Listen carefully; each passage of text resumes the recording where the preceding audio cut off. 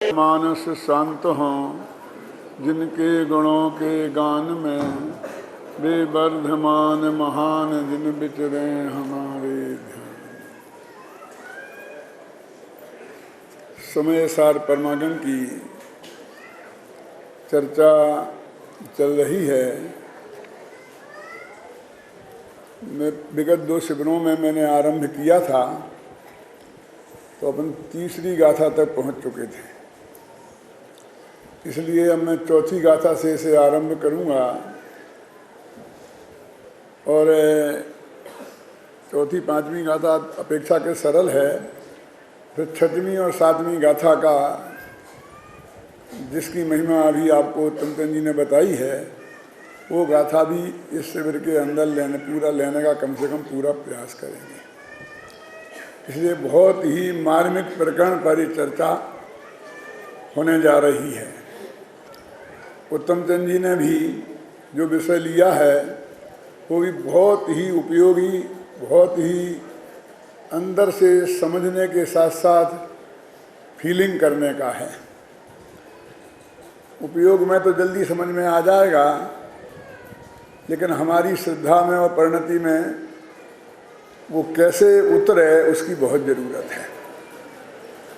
इसीलिए मैंने ये नक्की किया कि अपन 1 से लेके 25वीं गाथा तक रोजाना पाठ करेंगे, जिससे मैं वो विषय भी आ जाए जो मैं लेने वाला हूँ और वो विषय भी आ जाए जो उत्तम चंद जी साहब लेने वाले हैं। और एक बार रोजाना सबके दिमाग में 25 गाथाओं का जो सार है, वो सेंटर आइडिया ध्यान में आ जाए तो उसकी भी बहुत बड़ी उपयोगिता है। पूज्य गुरुदेव श्री ने इस समय सार परमागम पर भरी सभा में 19 बार प्रवचन किए हैं और हमारे सब भाग्य से वे प्रवचन हमें कैसेटों में वगैरह में उपलब्ध हैं। शायद उस समय के लोगों ने भी ये कल्पना नहीं की होगी कि सीढ़ियों में अवतरित होकर और गांव-गांव में रोजाना सुने जाएंगे और उसकी गहराई को अनुभव भी किया जाएगा। इस रूप में गुरुदेव हमारे रूप में, हमारे साथ में बिल्कुल समझ लीजिए जैसे सशरीर ही उपस्थित हैं। मैंने समय सार का अनुशीलन 91 में आरंभ किया था, जब उन्हें पंच कल्याण हुआ था ना जयपुर में, तब से वो लिखा। फिर समय सार का 2250 पेज का वो लिखा, फिर समय सार का सार लिखा 400 पेज का।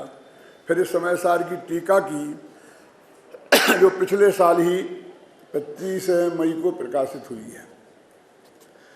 इस तरह 17 साल से लगातार मेरे उपयोग में भी ये निरंतर रहा है। जितनी भी इसकी टीकाएँ उपलब्ध हैं, जितने भी उसके उपलब्ध हैं, पूज्य गुरुदेव श्री के प्रवचन उपलब्ध हैं सीडीओं में, उसमें छपे हुए गुजराती में, हिंदी में, मैंने अनेक बार उन सबका आलोड़न किया है। इसलिए मैं भी अपने को कम सौभाग्यशाली नहीं मानता हूँ, क्यों ये गुरुदेव के प्रताप से ये समय सार का मर्म जानने को मिला और उसमें ही अपना जीवन लगा देने का भाव भी जागृत हुआ। 3 पहले उत्तम चंद जी ने 18 गाथाओं का सार आपके सामने प्रस्तुत कर दिया है और मुझे तो चौथी से ही शुरू करना है, तो 2 गाथाओं की पिछली बात करूंगा बस 2 मिनट। मंगलाचरण तो आप सब जानते ही हैं, उसमें ज़्यादा मैं कहना नहीं चाहता हूँ। दूसरी गाथा में उन्होंने, पहली गाथा में प्रतिज्ञा की थी ना कि मैं तुम्हें समय समझाऊंगा, वो छामी समय पाहुड़। प्रावृत्त मतलब अधिकार होता है, मैंने प्रकरण, तो समय माने समय का प्रकरण में तुम्हारी चर्चा करूंगा। तो उन्होंने दूसरी गाथा में तत्काल कहा कि समय क्या। गजब की बात तो ये है कि उन्होंने समय की परिभाषा नहीं बताई, समय किसे कहते हैं ये नहीं बताया, और स्वसमय और परसमय किसे कहते हैं? क्या ऐसा क्यों होगा? जब मैं भागवत पाठमालाएं लिख रहा था, इस समय 68 की बात है, तो मेरे सामने ये समस्या आई कि जितनी जगह देखो 5 पापों की चर्चा है। 5 पाप होते हैं, हिंसा इसे कहते हैं, झूठ इसे कहते हैं, चोरी इसे कहते हैं, ये सब ने लिखा। पाप किसे कहते हैं? किसी ने नहीं लिखा। कसायों की चर्चा है तो 4 कसायों की बात करते हैं, कसाई किसे कहते हैं कोई बात नहीं करता। समझ में ना? कुंद कुंद ने भी ऐसे ही किया। समय की बात करते हैं और समय की बात नहीं करके स्वसमय पर समय की बात करते हैं। उन्होंने वहां से शुरू की बात और बहुत सीधी सरल भाषा में कहा कि जो पुद्गल कर्म के प्रदेशों में स्थित है वो परसमय है, और क्या है? दर्शन ज्ञान चारित्र में स्थित है वो स्वसमय है। पुद्गल कर्म के दर्शन ज्ञान चारित्र में स्थित तो समझ में आता है कि सम्यक दर्शन, सम्यक ज्ञान, सम्यक चारित्र, रूप परिणमित, इनमें स्थित होने का अर्थ क्या? ये तो पर्याय है ना। तो इन रूप परिणमित आत्मा, जो सम्यक दर्शन ज्ञान चारित्र रूप परिणमित आत्मा है वो स्वसमय है। लेकिन पुद्गल कर्म के प्रदेशों में स्थित, इसका क्या अर्थ है? क्या कहना चाहते हैं वो? तो वो ये कहना चाहते हैं कि पुद्गल कर्म के उदय में जो जो चीजें इस जीव के संयोग में और संयोगी भाव के रूप में आई हैं, उन सब में जो अपनापन है उसका नाम है पुद्गल कर्म के प्रदेशों में स्थित। अभी कर्म 2 प्रकार के हैं, ज्यादा लंबा होगा नहीं, घबराना नहीं है। घातिया और अघातिया, और उनमें पुण्य पाप का भेद भी है, पुण्य कर्म और पाप कर्म। तो पुण्य पाप का भेद तो अघातिया कर्मों में है। घातिया कर्म तो सब पाप ही रूप हैं। बहुत खतरनाक बात कहने वाला हूं। अब अघातिया कर्म संयोग में फलते हैं और घातिया कर्म संयोगी भाव के रूप में फलते हैं। फलते हैं माने जब उनका उदय होता है तो क्या होता है? तो अघातिया कर्म का उदय होगा तो सब बाहर होगा, ये अंदर नहीं। आपने ये सुना होगा कि पहले हमारे लोग विद्याएं सिद्ध करते थे, ख्याल में ना, और उसमें जीवन तक लगा देते थे। हमने भी अध्यात्म विद्या सिद्ध की है, उसमें जीवन लगाया है। तो वो क्या होता था कि वो आते थे देवता लोग, और देवांगनाएं नाचने भ्रष्ट करने के लिए आती थी। हर जगह एक कहानी है कि देवांगनाएं ने आई, खूब लुभाया, और बड़े बड़े भयंकर सांप, बिच्छू, हाथी और क्या क्या आए, बम गिराए, और जो भी हुआ वो सब उपसर्ग होते थे। क्यों? यानी अनुकूल और प्रतिकूल संयोग उपस्थित होते थे उन विद्याओं, जिससे तुम्हें लुभा करके वो भ्रष्ट करें। तो कर्म के उदय में जो भी संयोग प्राप्त हुए हैं, अनुकूल प्रतिकूल, वो ऐसे ही हैं। वो जो विद्या सिद्ध करना है ना, और वो आए हैं। लेकिन वो जो साधक ध्यान करने बैठता था, उसको गुरु बार बार ये समझाते थे, बेटा ये सब होगा, बहुत होगा, लेकिन तू ये समझ ले कि मैं तेरे को ये पानी देता हूं, मंत्रित जल, तो ऐसी एक चारों तरफ सीमा रेखा खींच देना। क्या वे उपद्रव उसके सीमा रेखा को लांग के तेरे तक नहीं आ सकते।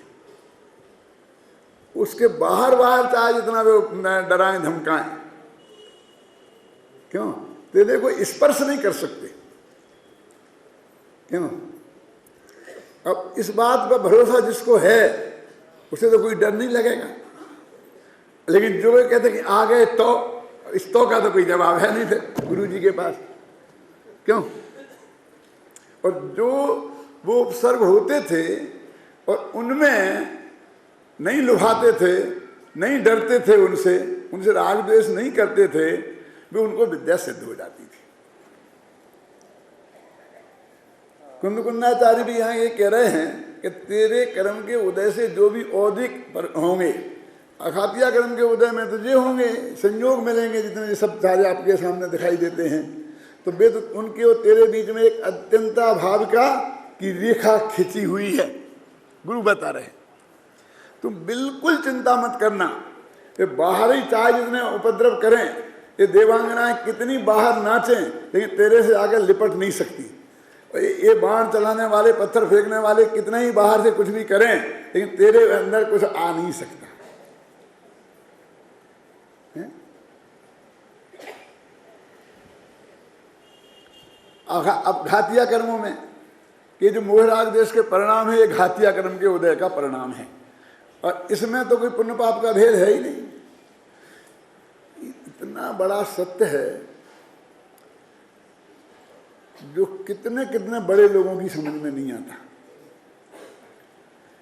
क्या घातिया कर्म नियम से पाप रूप ही हैं, इसलिए उसके उदय में जो भाव होगा, जो फल निकलेगा, वो गारंटी से पाप ही होगा। क्यों? अब उत्तम चंद जी ने तो कह दी, मेरी इतनी हिम्मत नहीं है कि तुम अभी अभी क्या करके आए हो ऊपर। जो भी वो शुभ भाव है, वो किस कर्म के उदय का परिणाम है? क्यों बसंत भाई, जतीश भाई नहीं देख रहे? क्या बात है, तबीयत तो ठीक है? हैं हमें तो हाथ उठाना भैया, इस पर क्या लगा देना? नहीं, मेरी तबीयत तो ठीक है ना, तबीयत में कोई गड़बड़ नहीं। हाँ, तो क्या बात चल रही है? वो जो आपको बहुत बहुत बढ़िया भक्ति का भाव आया है, वो कौन से कर्म के उदय का कौन सा कर्म बंधेगा, अभी मैं उसकी बात नहीं करता। क्यों उत्तम चंद जी? है? कौन से कर्म के उदय का परिणाम है?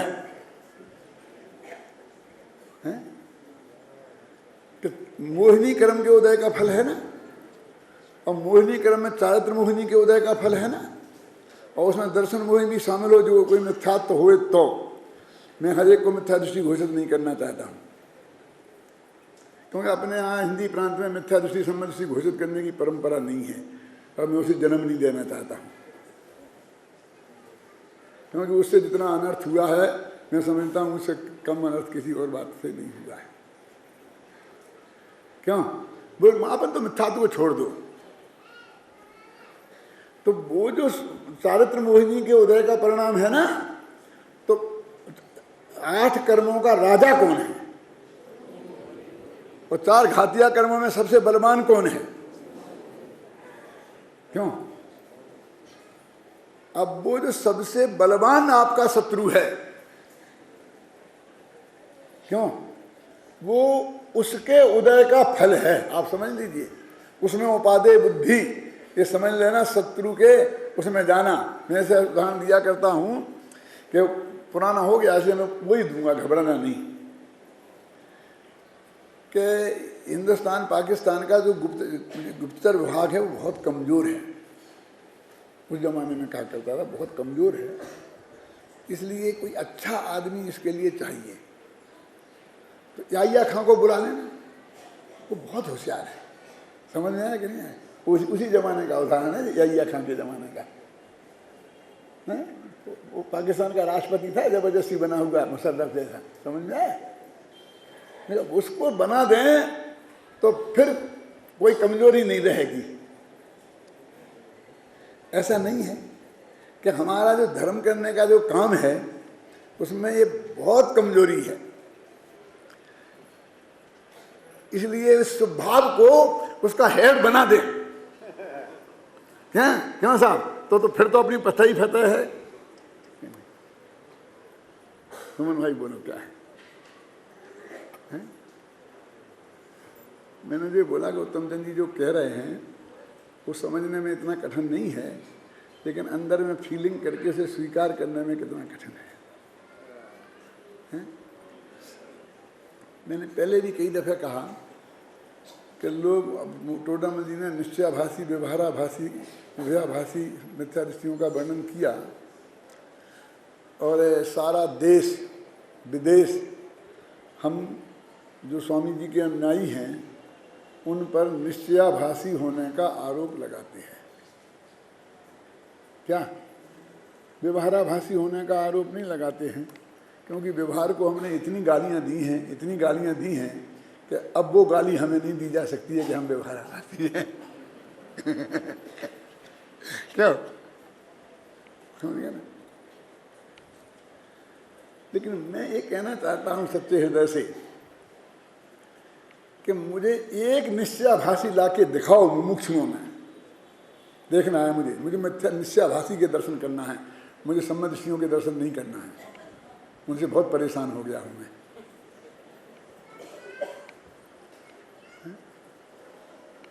एक निश्चयाभासी लाके दिखाओ।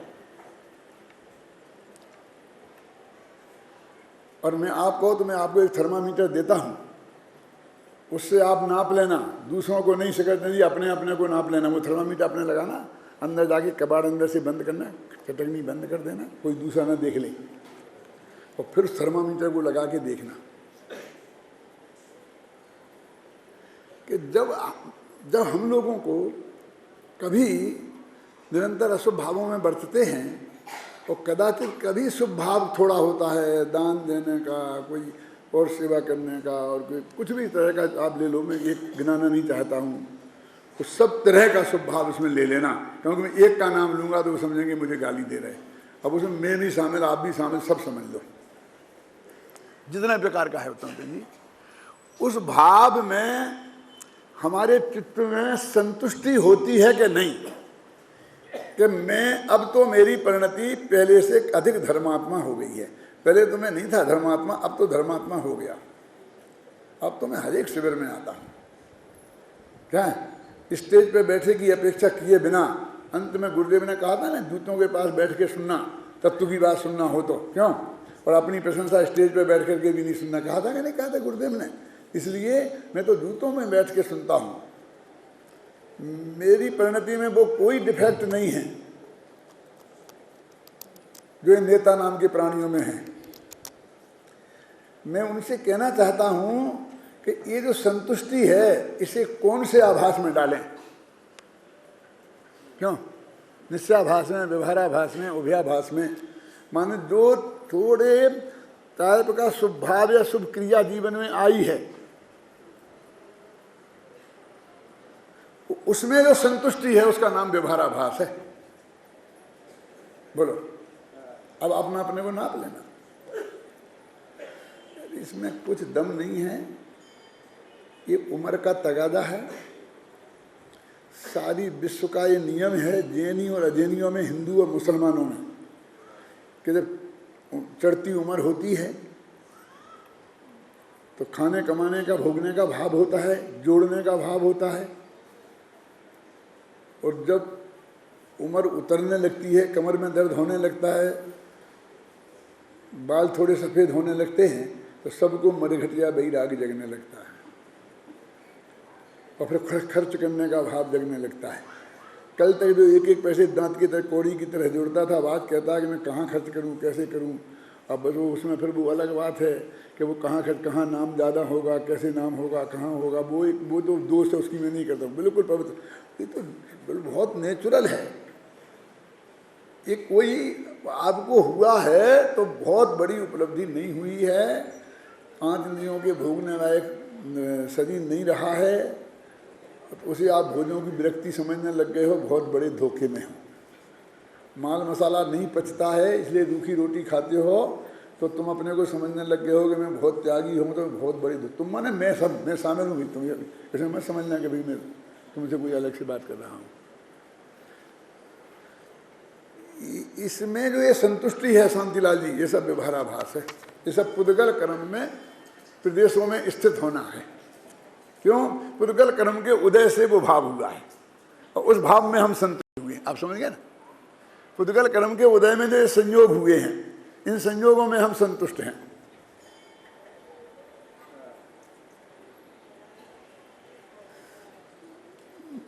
मैं कई दफे कहा हूँ और अभी फिर कहता हूँ, क्योंकि बहुत मार्मिक बात है कि हमारे ये रूमाल खो जाए तो हमें कितना दुख है। यहाँ देखा दादा, आपने देखा, एक रूमाल था मेरा, एक रूमाल था। क्यों चिंता करते? मेरे से सच बोलता हूँ, कई लोगों ने कहा, जब मैं ऐसी चीज़ खोजने लगता हूँ तो कहता हूँ कि अरे आप क्यों चिंता करते हो, ये 3 रूमाल ला के देता हूं मैं आपको। बिल्कुल नहीं, एक पुराना खो गया, उसे काहे पर होते हो। मुझे ये तकलीफ है कि मैं अपना रूमाल खो जाए तो उसे खोज नहीं सकता, मेरा पेन खो जाए तो मैं उसे खोज नहीं सकता। जिससे पूछूं कि भैया मेरा पेन यहाँ रखा था तुमने देखा, एकदम निकाल के देता, ये बहुत अच्छा है। हाँ, तुम भी ऐसे ही करोगे ना, बोलो सच बोलो। मेरे कहने का अर्थ ये है कि हम एक इतनी सी चीज खोती है और हम जानते हैं कि इसके बिना मैं रहने वाला नहीं हूं। मैं चप्पल बाहर खोल के आया हूं, यदि वो चोरी चली जाएंगी तो मुझे नई चप्पल मिलेंगी, और भाग्य से यदि मैं तुम्हारे यहाँ रहा, बांसवाड़ा में या जहाँ जहाँ, तो वहाँ मुझे फिर बिना पैसों की मिलेंगी। क्यों मिलेंगी कि नहीं मिलेंगी? मैं पुरानी पहन के आऊँ तो मैं ये कहता हूँ कि इतनी गारंटी है, समझ में आया ना, इतनी गारंटी है, उसके बावजूद भी वो चीज खोती है तो हमें चित्त में कुछ दुख होता है कि नहीं होता है। मैं ये बात क्यों कहना चाहता हूँ? इसलिए कहना चाहता हूँ कि एक इतनी सी चीज का वियोग हुआ तो तुझे को कितना दुख हुआ। अब मान लो कि तेरे को एक रूमाल खोने में 1 किलो दुख हुआ, मैं तो किलो में बात करता हूँ, ज्यादा समझता नहीं है ना, क्या 1 किलो दुख हुआ। 5 रुपए का रूमाल खोया तो कितना दुख हुआ? 1 किलो दुख हुआ। तो अब ये जो तेरी सारी संपत्ति, अकेली संपत्ति नहीं, सारे संयोग, स्त्री पुत्र मकान सब, इन सब का वियोग एक साथ हो जाए और तुम करोड़पति हो जाए, करोड़पति से क्यों सामने खड़ा हो जाए, हो सकता है कि नहीं हो सकता है? वो मोरबी में हुआ था ना, क्यों समझ में आया ना? तो दुख कितने किलो होगा बताओ मुझे, गणित मेरा कमजोर है, कितने किलो दुख होगा? अब देखिए सबको बराबर होगा ना उत्तम चंद जी? नहीं होगा, नहीं होगा सबको बराबर। क्यों? 5 रुपए का 1 किलो दुख गणित का है ना, तब जिसके पास 1 करोड़ है उसे कितने किलो बताओ, अब तो बताओ। और जिसके पास 10 करोड़ है, जिसके पास अरब है लगा जाओ हिसाब, और जिसके पास 10 रुपए हैं बस कुल, तो उसे सिर्फ 2 किलो दुख होगा।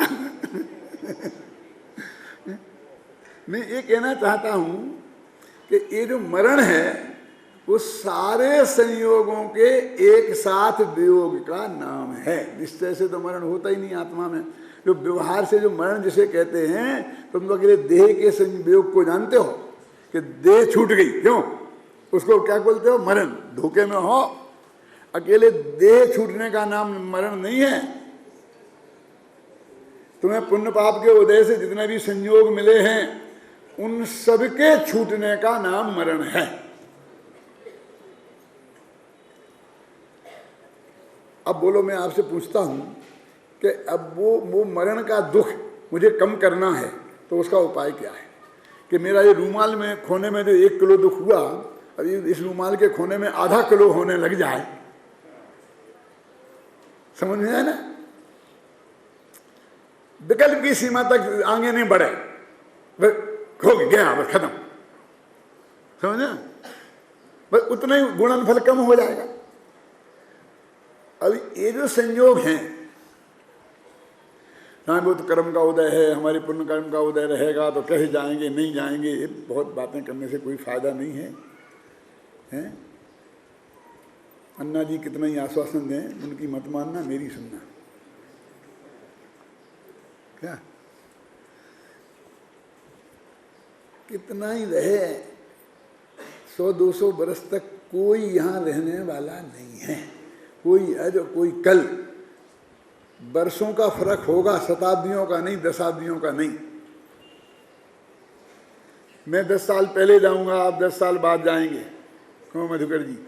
लेकिन 100 साल बाद जाओगे, इस धोखे में मत रहना, चाहे तुम्हारे बाल असली काले हों चाहे रंग के किए हों।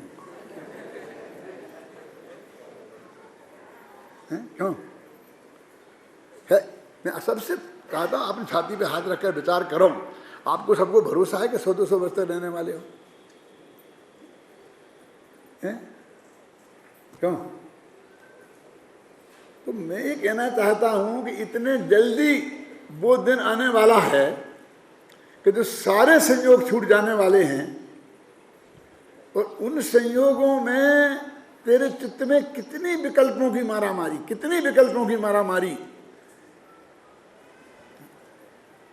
ये कहाँ का न्याय है? अपने आत्मा के साथ कितना न्याय है? आचार्य कुंद ने एक शब्दों में कह दिया, भैया तुम पुद्गल क्रम के प्रदेशों में बैठे हो।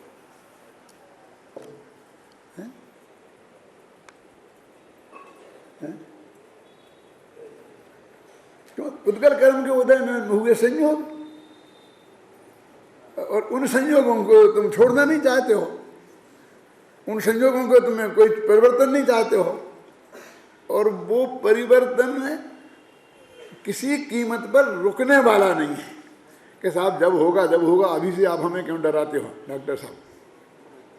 हैं? अभी से क्यों डराते हो भाई साहब? वो एक एक समय में हो रहा है, पल पल करके, छिन छिन करके दिन रात गुजरते रहते हैं। हम निस्दिन मरते रहते हैं, हम निस्दिन मरते रहते हैं। एक दिन नहीं आएगा वो दिन, वो दिन एक दिन में आने वाला नहीं है। क्या? एक दिन 24 घंटे बाद नहीं जाएगा महेश, एक दिन एक एक पल पल में जा रहा है, समझे ना? एक एक पल पल में जा रहा है। तो प्रति समय हम निस्दिन मरते, प्रति समय मर रहे हैं। वो जिस इन संयोगों के वियोग के लिए तू रोता है, वे प्रतिक्षण वियोग की तरफ जा रहे हैं। हमारे मुनि नग्न दिगंबर होते हैं, सारे संयोगों को ठुकरा देते हैं जो छोड़े जा सकते हैं, समझे ना? दादा ने बहुत अच्छी किताब लिखी है, मैंने वो अमेरिका में भेजी थी दादा ने पढ़ने के लिए, तो मेरी आँख खराब हो गई थी, तो मैंने अपनी मिसेस से पढ़वाई और उसे पढ़ी। तो पहले तो मैंने दादा को फ़ोन पर कहा था कि अभी शांति रखो, ऐसी भी किताबें लिखी जाती हैं कि जिनमें लिख दिया जाता है कि मेरे मरने के 5 साल बाद छपाई जाए। ये बोलो तो अमेरिका से बोला था फ़ोन पे नरसंत भाई, पूछो इनसे। तुम्हें इसमें दोनों तरफ से पिटाई पड़ेगी, तो तुम्हारे साथ मैं भी पिटूंगा। क्या? लेकिन अब मुझे इतनी अच्छी लगी है, इतनी अच्छी लगी है कि जो होगा सो देखा जाएगा। 2 साल बाद जाते थे, 2 साल पहले जाएंगे, लेकिन अभी तो छापने का। क्या? क्या? और ये लोग पीछे पड़ रहे हैं विद्युत परिषद वाले के, इसलिए दादा हम छापें हैं, दादा हमें छापें इसके लिए। मैंने कहा हम क्यों नहीं छापें, हम क्यों नहीं छापें? और विद्युत परिषद से तुम छापोगे तो उसमें हम नहीं हैं, हमें तो डंडा पड़ना ही है, चाहे विद्युत परिषद से छापें चाहे कहीं से पाने। लेकिन अभी सिर मुड़ा लिया है तो फिर ओलों का क्या डर?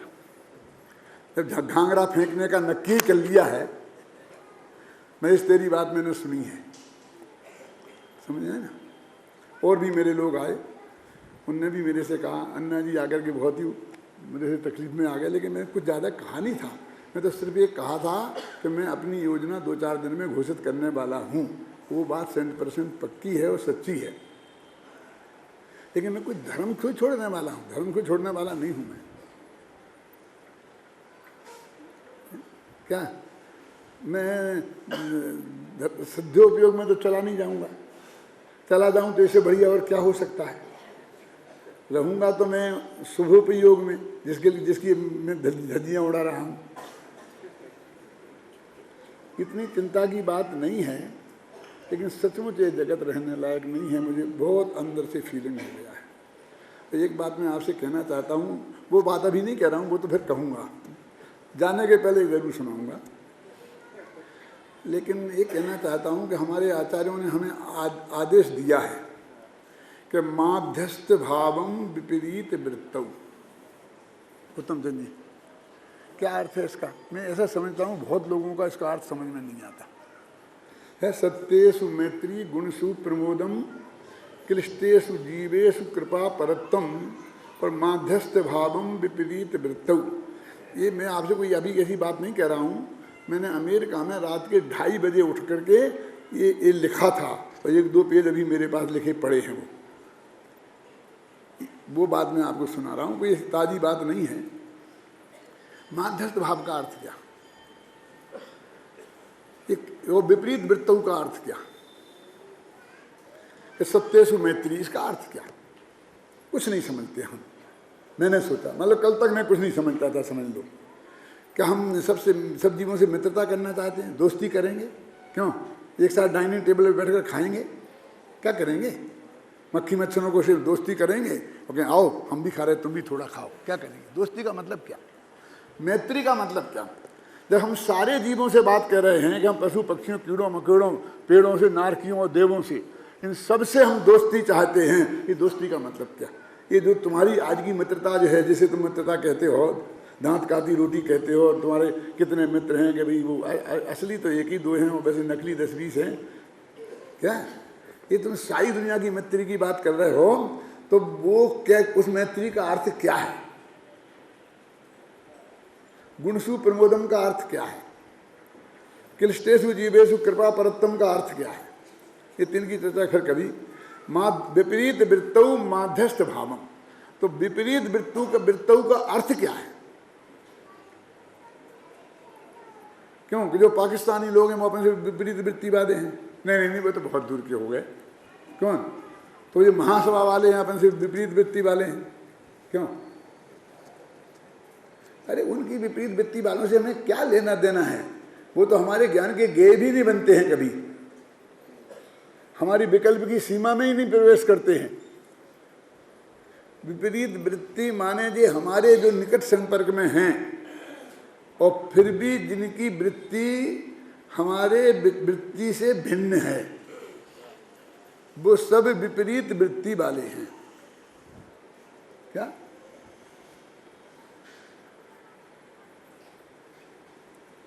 और माध्यस्थ भावों का क्या अर्थ है,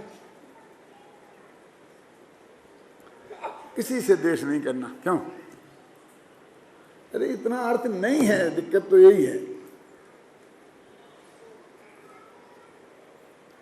क्या, किसी से द्वेष नहीं करना ये तो है ही, लेकिन किसी से राग भी नहीं करना ये भी है। विपरीत वृत्ति माने वो उनका माध्यस्थ भाव माने वीतराग भाव, वीतराग भाव माने साम्य भाव, साम्य भाव माने रागो मोह छो विहीणो परिणाम। तो उनसे राग भी कम नहीं, ऐसा नहीं कि अभी हम तो सबसे द्वेष छोड़ते हैं, हम तो भैया सबसे दोस्ती करेंगे, हम तो सबसे दोस्ती करेंगे, ये मार्ग नहीं है जैन धर्म का। जैन धर्म का मार्ग तो दोस्तों से और शत्रुओं से सबसे विरक्त होने का मार्ग है। क्या,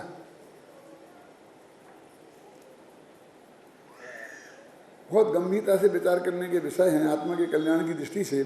मैं तो अभी सिर्फ इतना बताना चाहता हूँ कि इसमें जो लिखा है कि पुद्गल कर्म के प्रदेशों में स्थित, उसका अर्थ क्या है कि पुद्गल कर्म के उदय से जो भी संयोग मिले हैं और संयोगी भाव हुए हैं, उनमें से एकत्व ममत्व रखना, उसका नाम है पुद्गल कर्म के प्रदेशों में स्थित होना, और उसका नाम है परसमय, उसका नाम है मिथ्या दृष्टि।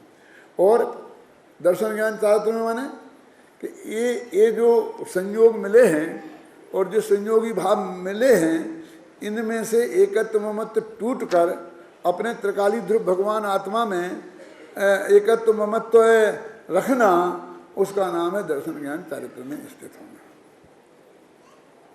क्या, अभी ये बहुत ही अपने मोक्षों के का विषय है सोचने का कि अब इसमें बीच में फिर वो उसको छोड़ दिया, निर्मल पर्याय को। 47 शक्तियों के प्रकरण में अभी हम अमेरिका में हमने चलाई, उसमें भी निर्मल पर्याय को शामिल करीने बात है, निर्मल पर्याय को शामिल करीने बात है। और हम तो केवल ज्ञान को भी गड्ढे में डालते आए हैं, पर में डालते आए हैं, मुझे शामिल कर रहे हैं। क्या करें हम, हमारी दुर्दशा क्या हो। हमने वर्षों तक इनके उसको ऐसी गालियाँ दी हैं कि जैसे केवल ने हमारी तरफ मुँह की तरफ देख लिया तो हम मिथ्या दृष्टि हो जाएंगे। क्या,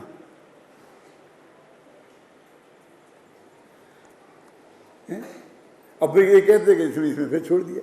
ये छोड़ा कहाँ है, साफ लिखा ना, निर्मल पर्याय में स्थित। तो वो निर्मल पर्याय को शामिल करने में बात हो गई कि नहीं हो गई? क्योंकि त्रिकाली ध्रुव में शामिल थोड़ी हो रही, घबराते क्यों हो? देखो मैं एक एक बात आपको बहुत मरम की बता रहा हूँ, इसमें कोई यहाँ वहाँ विकल्प नहीं करना। हो तो एक तत्व की बात मेरे से आप पूछ सकते हैं, मेरे पास लिखित पर्चा भी भेज सकते हैं, तो मैं अपने प्रवचनों में जवाब दे दूंगा। बाकी दुनियादारी की बातों करने में मेरे को बिल्कुल रस किसी से नहीं है, ख्याल में आई ना। हाँ, तो अब क्या कह रहे हैं कि दूसरी गाथा में उन्होंने ये कहा। अब वो ये कहते हैं कि हम पुद्गल कर्म के प्रदेशों में से स्थित पनाह मिटाना और दर्शन ज्ञान शास्त्र में स्थित होना, तो ये किसके लिए करें क्या? तो कहते हैं कि तुम इसके लिए एकत्व निश्चयगत आत्मा में जाओ। क्यों? क्योंकि एक ये नियम है कि हम ये कह दें कि ये तुम नहीं हो, ये तुम नहीं हो, ये तो काम नहीं चले। हम हैं क्या ये बताओ। आप हमसे कहें आप यहाँ मत बैठो, आप यहाँ मत बैठो, आप यहाँ मत बैठो, तो झगड़ा हो जाएगा। आप तो ये कहो कि डॉक्टर साहब आप यहाँ बिराजो, ये क्यों कहते हो यहाँ से उठो? समझ नहीं ना क्या मतलब? चाणक्य के साथ हुआ था ना, है? 2-4 जगह से उठाया था तो क्या परिणाम निकला था उसका? सुनी चाणक्य की कहानी सुनी है एकांत के? नहीं सुनी। एक नंद राजा था और उसका मंत्री था, सकटार था, क्या था, कोई ऐसा बहुत अच्छा वफादार मंत्री था। तो उस किसी बात पर कोई गलती उससे हो गई, कुछ भी बात हुआ हो, तो राजा ने उसको सारी परिवार सहित जेल में डाल दिया, बिल्कुल अंधे कुएं में जेल में डाल दिया। और सबको लिमिटेड का 1 किलो आटा दिया जाता था, 1 किलो आटे की रोटी दी जाती थी, और 25 आदमी, और उस जेल में पड़े पड़े सड़ो सब। तो उनने तय किया अंदर में मीटिंग करके, संकट काल में मीटिंग तो सबको करनी पड़ती है ना, कि ये रोटियां वो खाए भरपेट और बाकी सब खाएंगे तो सभी मर जाएंगे। उनको कि जो राजा नंद से बदला ले सकने की ताकत रखता हो, पहले वो भरपेट खाए, बाकी बच्चे तो दूसरे खाएं, नहीं बच्चे तो भूखे रहें, पर 2 महीना में मरते तो महीना भर में मर जाएंगे, क्या फर्क पड़ता है। पर ऐसे करते करते आधे से ज़्यादा परिवार उसका वहाँ पर ख़त्म हो गया। उन्होंने तय किया, वो सटकार नाम का जो मंत्री था राजा का, जिसके उसको तुम खाओ, बस तुम ही कर सकते हो और कोई कुछ नहीं कर सकता। तो अभी कोई ऐसी समस्या आई, वो समस्या ऐसी थी कि एक लोहे के पिंजड़े में शेर बंद था, बिल्कुल मतलब नकली था, लोहे का था, काय का था, जो भी समझ, शेर बंद था। और वो राजा के दरबार में आया है कि पिंजरा खोले बिना शेर को जो बाहर निकाल देगा। एक प्रसंग बना तो वो कोई भी समझ में नहीं आया, पिंजरा खोले बिना ऐसा शेर कैसे निकलेगा इतना बड़ा बाहर, ख्याल में आई ना। वो ये तो पिंजरे में वो शेर बंद था ना, समझे ना। उस पिंजरे में से शेर निकला कैसे, क्या? तो सबने कहा कोई की ताकत नहीं है, सटकार साहब को बुलाओ जो जेल में बंद है, वो शायद कोई तरकीब बताएंगे। उनको बुलाया गया, उन्होंने चारों तरफ देखा, उन्होंने कहा दिख नहीं रहा मुझे साहब, मोमबत्ती लाओ। साहब दिख नहीं रहा, बहुत दिनों से जेल में बंद हूँ, अंधेरे में रहते रहते, क्या मोमबत्ती लाओ। वो मोमबत्ती मंगाई और मोमबत्ती से ऐसे देखा, उसके सिर को अंदर डाल के देखा, मोम का था क्या था, शेर मोम का बना था, समझ में आई ना। तो पिघलने लग गया वो, उन्हें मोमबत्ती दिखाई तो उसका इतना हिस्सा पिघल के नीचे गिर गया। तो उसने कहा लाओ लगाओ, इसमें आग लगाओ, बिया सारा पिघल के नीचे गिर जाता है, इसमें क्या दम है। इसकी उसको द्वारा मिनिस्टर बना दिया गया। उसने तो प्रतिज्ञा की थी कि मुझे बदला लेना है। अब बदला कैसे लूं, कोई साथी तो नहीं है अभी इनके। तो उसको ऐसी पोस्ट नहीं दी गई कि जो की पोस्ट हो, तो उसे भोजनालय का हेड बना दिया। जो मिनिस्टर था ना कि भोजनालय संभालो तुम, क्या बना दिया?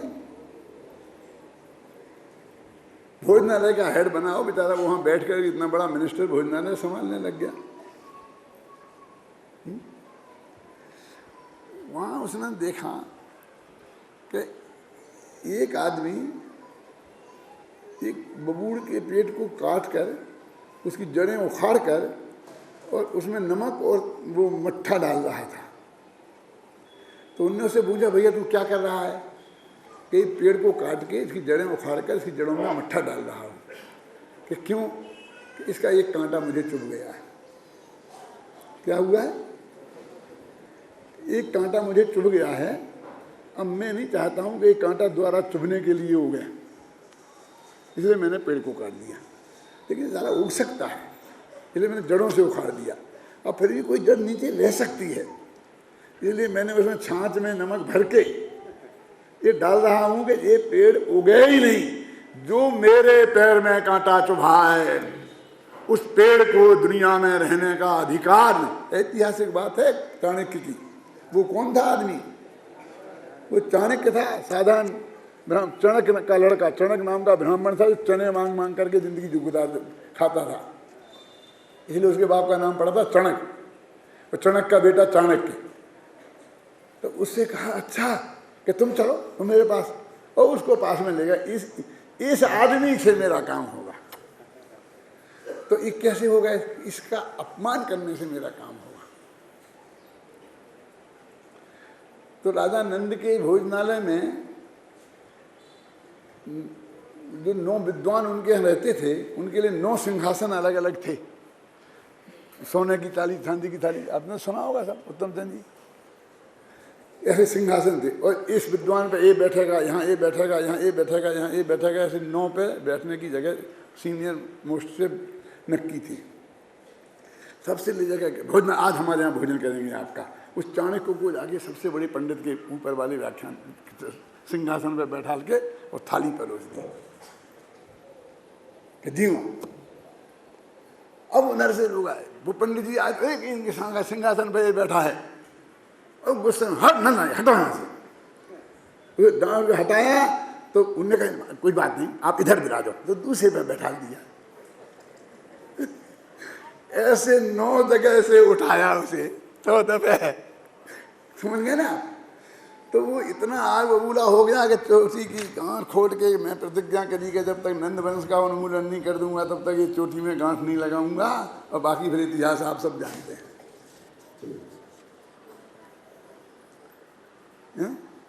क्या है कि वो इतनी संयोगों के प्रति इतनी, मैं ये कर दूंगा, मैं ये कर दूंगा, तू ये कर, सारे संयोग तू दुनिया के बदल देगा। तेरे हाथ में है सारे संयोग। सारी जिंदगी गुरुदेव पढ़ाते रहे हैं कि तू तिनके को नहीं तोड़ सकता। क्या तेरे माथे पे बाल सवार है, तू ये नहीं निकाल सकता। तेरी नाक में है और नाक में दम करता है, निकाल उसे बेटा, पता चल जाएगा। ये जो सारे संयोग जो जिनको तुम अपनी मर्जी से एक को नहीं बदल सकता, ख्याल में आई ना। और तूने सारे संयोगों को बदलने का संकल्प कर रखा है, तो तेरे दुख का अंत आएगा कहीं? रुमाल खोने की बात समझ में आई? एक संयोग में इतना फर्क नहीं डाल सकता है। तुमने कहा कम में नो कम मम्मी अहमद में कम तो कम नो कम मम दावे साखली बुद्धि अपरिबुद्धो अबधि तावे। उत्तम चंद जी ने शुरू की, उसमें ये है। देखो उत्तम चंद जी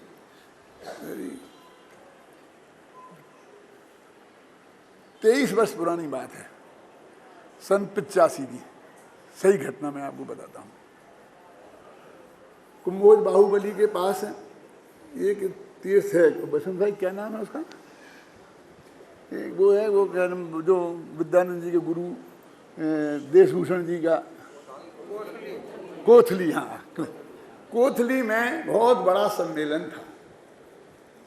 सारे सेठिया और सारे विद्वान और सब लोगों को इकट्ठे हुए थे। विद्यानंद जी महाराज वहाँ पर थे और वहाँ पर से कोथली की घटना है। बसंत भाई भी वहाँ होंगे, मुझे पक्का ऐसा विश्वास है, पक्की याद तो इन्हें होगी। तो वहाँ मैं भी जिस दिन मैं विदेश से आया दूसरे दिन ही वो सम्मेलन था। तो मैं बम्बई से उतर के शाम की गाड़ी से बैठ के दूसरे दिन वहाँ पहुँचा। अब मुझे वहाँ लोग ले गए। बड़ी सभा थी, सब विद्वानों को बुलाया जा रहा था, बोला जा रहा था। मेरा नंबर आया और सब्जेक्ट वही सामाजिक सब्जेक्ट चल रहे थे। तो मेरा नंबर आया बोलने में। तो विद्यानंद जी महाराज बोले कि अभी तुम समाज मवाज की बातें मत करना है, हाँ तुम बहुत सेठिया बहुत हैं करने वाले, तुम तो हमें समय सार सुनाओ, 19वीं गाथा सुनाओ। इसलिए कह रहा हूँ मैं, आप सही कह, उनने मेरे को 19वीं गाथा सुनाने का उन्होंने वहाँ दिया खड़े होने के बाद, और मैंने वहाँ 19वीं गाथा सुनाई। बस उस दिन से वो आज तक मेरे पे लट्टू हैं। वो है पहला दिन का, आज अंतिम दिन। और वो उन्होंने लोगों से, इतने लोगों से ये बात कही कि मेरे से सैकड़ों लोगों ने यहाँ से कहा कि हमें आपसे 19वीं गाथा सुननी है। अब मैं क्या करूँ, तो उत्तम चंद ने कब्जा कर लिया 19वीं गाथा का।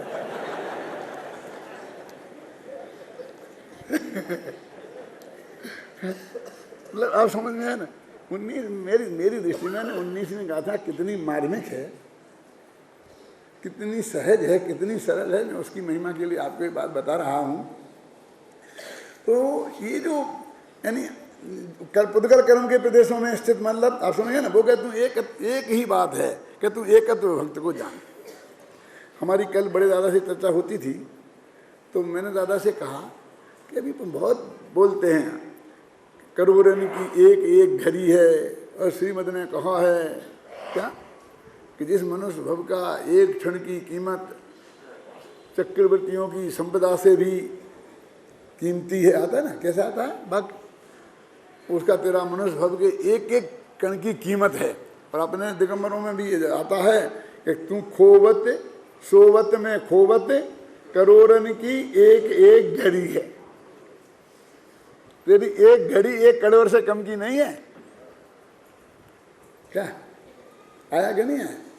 तो मैंने दादा से कहा ये सब ठीक है, अब मुझे ये बताओ कि हमने वो घड़ी अब खोने का नहीं खोने का नक्की किया है। वो करोड़ों की हो, चाहे चक्रवर्ती की संपत्ति के बराबर हो, लेकिन हमने नक्की किया है कि हम वो एक एक घड़ी खोएंगे नहीं। लेकिन मुझे आप ये बताओ वो घड़ी अब हमने बचा ली, अब करें क्या? वो घड़ी बचा के रखें, ताली में रख लें, अगले हम में ले जाएंगे, जाएगी साथ में पल में। मैं क्या कह रहा हूँ, आपकी समझ में आ रहा है कि नहीं? कि हमने सारे जगत से निवृत्ति लेकर वो अपनी करोड़ों की घड़ी बचा ली है, जिसके लिए अन्ना जी को इतनी चिंता हो गई थी। तो मैंने कहा अब वो घड़ी हम करें क्या? कि सब आत्मा में चले जाओ तो अंतर्मुहूर्त में मोक्ष हो जाएगा। और अभी इस भव में होने वाला नहीं, इसलिए हम आत्मा में इतने अंतर्मुहूर्त को जा नहीं सकते। अब वो इतनी करोड़ों की कितनी घड़ियां हैं हमारे पास। अभी तो देख रहे थे हम कंगाल हैं, अभी तो हम देख रहे थे कि हमें कंगाल हैं। कोई 1 से 1 रुपये बोल देवे, कोई 1000 बोल देवे, कोई ये कर देवे, ये कर देवे, क्यों हैं? अब तो हमारे पास कितनी घड़ियां हैं। अभी तो 2-5 साल ही जिएंगे तो उसमें कितनी घड़ियां हो जाएंगी। 24 मिनट की होती है एक घड़ी। तो हम तो कितने करोड़पति हैं, कितने करोड़ों के मालिक हैं? क्यों? संजय लगा के बताना अंदाज से। लगाना बहुत कठिन है। ये तो बता दी 24 मिनट की एक घड़ी है, लेकिन अब हम कितने साल जिंदा रहेंगे ये तो बता नहीं बेचारे को। भाई गुणनफल कहाँ से निकाले? लेकिन हम अरबपति से कम नहीं है, इतनी बात अभी पक्की है। एक एक घड़ी को 1-1 करोड़ की माने, समझ गए ना? तो 24 घंटे में 60 घड़ियां होती हैं, तो कम से कम 24 घंटे जिंदा रहेंगे तो 60 करोड़ के मालिक तो हैं ही हैं। ये हमने चर्चा हुई बस में। तो मैंने कहा अन्ना जी आप क्यों घबराते हो? अरे वो जो हम बचाएंगे जहां से, वो कहीं ना कहीं लगाएंगे। और वो इस जिनवाणी की सेवा, इससे बढ़िया और जगत में क्या काम हो सकता है? मुझे बताओ। क्योंकि जिनवाणी लिखना, जिनवाणी पढ़ना, जिनवाणी पढ़ाना, जिनवाणी को सुनाना, बस। तो हम ये काम छोड़ने वाले नहीं हैं, आप चिंता बिल्कुल मत करो। क्या समझ गए ना?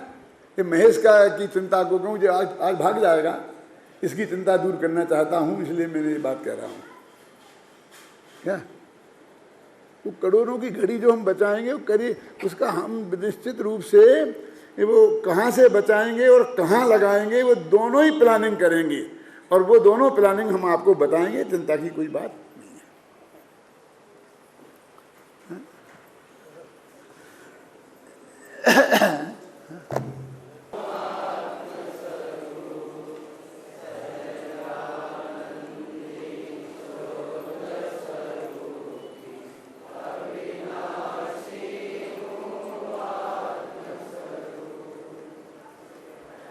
दोपहर के और रात्रि के कार्यक्रम इस प्रकार हैं।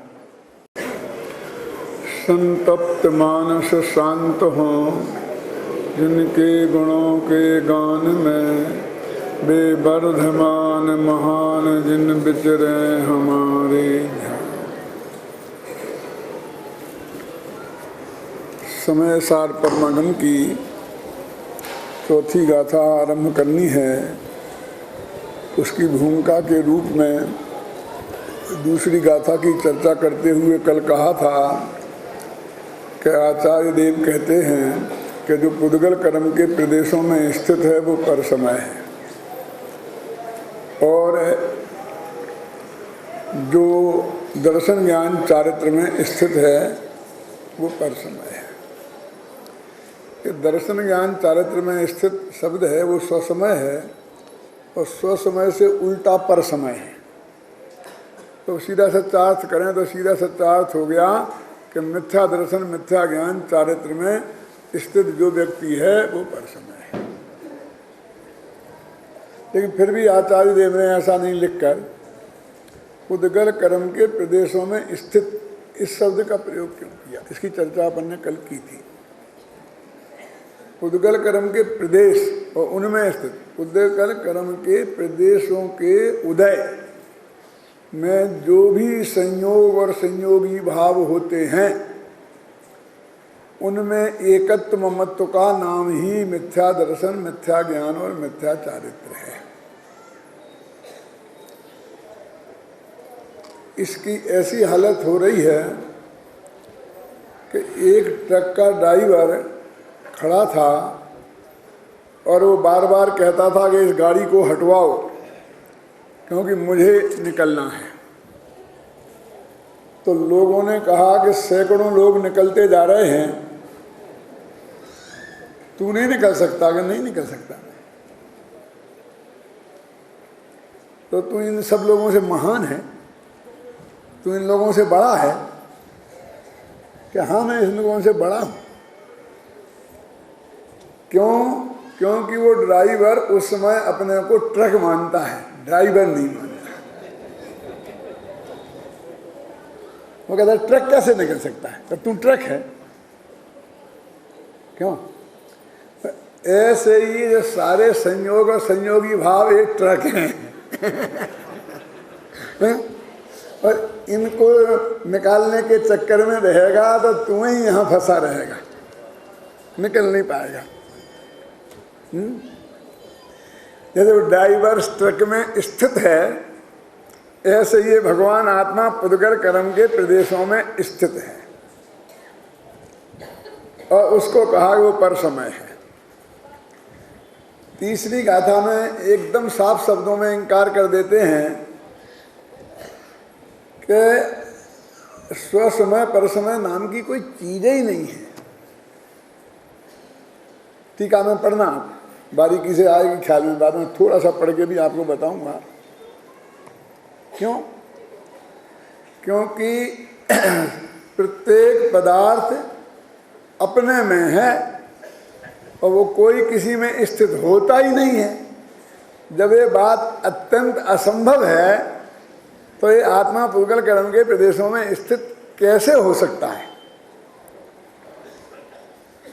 युगल जी का एक वाक्य था कि ये जीव मिथ्या दृष्टि नहीं है,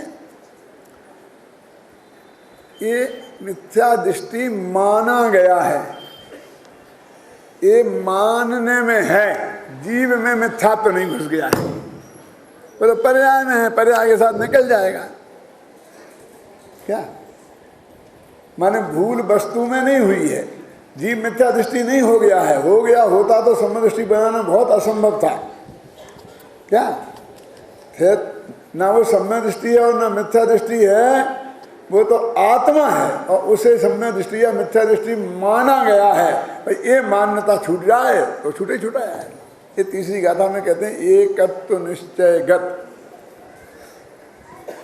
समय सर्वत्र सुंदर लेख। एकत्व परिणत नहीं लिखा, निश्चयगत लिखा। माने निश्चय ऐसे जो एकत्व है अथवा एकत्व का जिसने अपने में निश्चय किया है, अपने काली ध्रुव जो है वो एकत्व स्वरूप है, उसमें जिसने अपनापन स्थापित किया है अथवा जिसने उसको जाना है, अथवा ऐसा जो आत्मा है उसमें विद्यमान आत्मा, जाना भी जाने दो, क्यों गम धातु जानने अर्थ में भी होती है और जाने अर्थ में भी होती है। वो आत्मा ही लोक में सर्वत्र है, सुंदर है। अब कहते हैं कि चक्कर प्रकाश से पड़ गया है, प्रकाश चक्कर पड़ गया कर्म के बंधन से। वो कहते कर्म के बंधन से कोई चक्कर नहीं पड़ा। क्यों? क्योंकि कर्म से बंधा ही नहीं है ना, चक्कर तो जब पड़े तो बंधाओ। ये विसंवाद जो पैदा हो गया है, झगड़ा पैदा हो गया है, वो कैसे हुआ है? बंधन से नहीं हुआ है। बंध कहा एयत्वे, ये कत्व में बंध की कहानी, चर्चा ही विसंवाद को पैदा करने वाली है। बस बात चर्चा में आई है गड़बड़ी। विसंवाद काय में आया? विसंवाद काय में होता है? विसंवाद चर्चा में होता है। और यदि ये बंध की चर्चा ही नहीं होती तो विसंवाद नहीं होता, एक बंधा तो है ही नहीं। बंध कहा ये यत्वे तेन विसंवादनी होई, कि ये बंध कथा एकत्व में विसंवाद पैदा करने वाली है। पहले ये अर्थ किया जाता था कि आत्मा बंध कर्म बंधन में पड़ गया है तो सारा झगड़ा खड़ा हो गया है। वसंत भाई एक टीका लिखी थी दामोदर शास्त्री ने आत्मख्याति की, आपको मालूम है? और वो विद्यानंद जी महाराज ने लिखाई थी तो उनने अपने पास रखी थी। और जब वो अहमदाबाद गए कोवे आश्रम में, तो हमें भी बुलाया था वहाँ प्रवचन करने, तो हम भी गए। तो उनने वहाँ हमें दी कि डॉक्टर साहब इसे आप पढ़ लो, यदि ये सही हो तो इसे अपन छपा दें। तो मैंने उस टीका को आद्योपांत एक एक पंक्ति से पढ़ा था। ये जो विसंवाद वाली बात बंध कथा, तो उसमें ऐसा लिखा था, कैसा कि बंधने से विसंवाद पैदा नहीं हुआ है। तो मैंने उनकी पीठ ठोकी दामोदर शास्त्री की। अध्ययन है, अभी यहाँ है, जयपुर में ही विद्वान है ना, रिटायर्ड हो गए। कहाँ? दिल्ली चले गए, देहरादून चले गए होंगे। बहुत अच्छे संस्कृत के विद्वान हैं। मैंने कहा तुमने गजब कर दिया। बंद कथा भी इसमें लिखा है विसंवाद में पैदा करने वाली है। बंद कहा ये यत्वे तेन विसंवादनी होई, तो उसका क्या मतलब हो गया कि यदि ये बंद की बात ही झूठी है तो पुद्गल कर्म के प्रदेशों में स्थित होने की बात झूठी हो गई। और जब पुद्गल कर्म के प्रदेशों में स्थित होने की बात झूठी हो गई तो परसमय नाम का कोई वस्तु ही नहीं रही। और जब परसमय नाम की वस्तु नहीं रही तो स्वसमय नाम की कोई वस्तु नहीं रही। क्यों? कि स्वसमय तो परसमय के निषेध के लिए कहा गया है। तो ये मैंने लिखा है इस अपनी टीका में। जिनके पास एक किताब हो मैं पढ़ के सुनाता हूँ, वे देखें।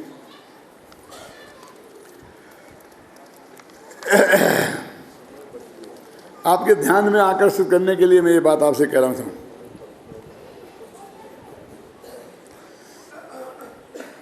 देखो पेज नंबर 13, नीचे से 10 लाइन पहले होगा। इस बंद की कथा में ही विसंवाद है। मिल गया? क्यों अमृत भाई, मिला? इस बंद की कथा में ही विसंवाद है, अथवा यह बंद की कथा ही विसंवाद पैदा करने वाली है। जब दो द्रव्य परस्पर मिलते ही नहीं हैं तो बंधने की बात में दम ही क्या है। जब आत्मा बंधा ही नहीं है तो उसके परसमयपना ही नहीं ठहरता है। जब परसमयपना ही नहीं है तो फिर स्वसमय कहना भी ठीक नहीं है, क्योंकि स्वसमय तो परसमय की अपेक्षा कहा जाता है। अतः समय तो समय है, न वह स्वसमय है न वह परसमय है। इस बंद की कथा ने ही ऐसे दो भेद किए हैं। अतः यह बंद की कथा ही विसंवाद पैदा करने वाली है, दुविधा पैदा करने वाली है। यदि विसंवाद मिटाना है तो बंद की बात ही मत करो, एकत्व भक्त आत्मा की ही कथा ही श्रेष्ठ है। बंद की कथा विसंवाद पैदा करने वाली और एकत्व भक्त आत्मा की कथा विसंवाद मिटाने वाली है। अब ये देखिए, अब इस चौथी गाथा में यह स्पष्ट करते हैं कि काम भोग एवं बंध की कथा तो सभी को सुलभ है, पर उस एकत्व भक्त भगवान आत्मा की बात सभी को सहज सुलभ नहीं है, अपितु अत्यंत दुर्लभ है। यानी ये कहना चाहता हूँ मैं कि ये जो संधि है वो बंध की कथा से है। उत्तम चंद जी, काम भोग तो बीच में घुस गए, क्योंकि तीसरी गाथा में क्या कहा कि बंध की कथा विसंवाद पैदा करने वाली है, और उसके लिए चौथी गाथा में कहते हैं कि अनादिकाल से जीव ने बंध की कथा ही सुनी है, और इसलिए मैं तुमको जो बंधा ही नहीं है ऐसा भगवान आत्मा सुनाऊंगा, एकत्व भक्त आत्मा। तो वो जो संधि चल रही है भरत भाई, वो तो बंध की बात से चल रही है। दो बातें संग उन्हें और कह दी कि काम भोग बंध की कथा है, और इसलिए वो काम भोग की बात आगे लंबाई नहीं है, तो बंध की कथा की बात आगे लंबाई है। आगे ना 14वीं गाथा मैंने द्वारा समय साल शुरू किया ना, 12 गाथा में एक दफे खत्म हो गया है, 13वां में फिर शुरू किया, तो उन्होंने फिर वही शुरू कर दी। वहाँ भी दूसरी गाथा है, कौन सी? 14वीं गाथा अवध स्पष्ट अनन्य, वही बंधा ही नहीं है, उन्होंने छुआ ही नहीं है, वहीं से शुरुआत की और अंत तक उसके पीछे पड़े ही रहे। बंध अधिकार में जाके देखो, फिर मोक्ष अधिकार में लिखते हैं, क्या लिखते हैं कि बंध को जानने से बंध नष्ट नहीं होता, बंधन के प्रकार जानने से बंध नष्ट नहीं होता। मोक्ष अधिकार और बंध की चर्चा,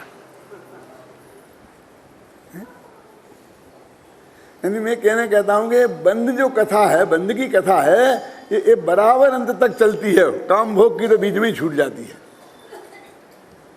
इसकी संधि वो बंध की कथा से है। वो ये कहना चाहते हैं कि हमने जिस आत्मा को यहाँ समझाने का संकल्प लिया है, वो अगली गाथा में करेंगे वो संकल्प व्यक्त। वो आत्मा वो है कि जो जिसने बंधन का स्पर्श ही नहीं किया है। क्या हम उस आत्मा को यहाँ समझाने नहीं बैठे हैं जो 8 कर्मों से बंधा है, जो रागी है, देशी है, मोही है, हैं? क्यों इस संसार में अनादिकाल से रखड़ रहा है। इतनी मजबूती से ये बात कहने के बाद दादा अब अगली गाथा की टीका देखो जरा।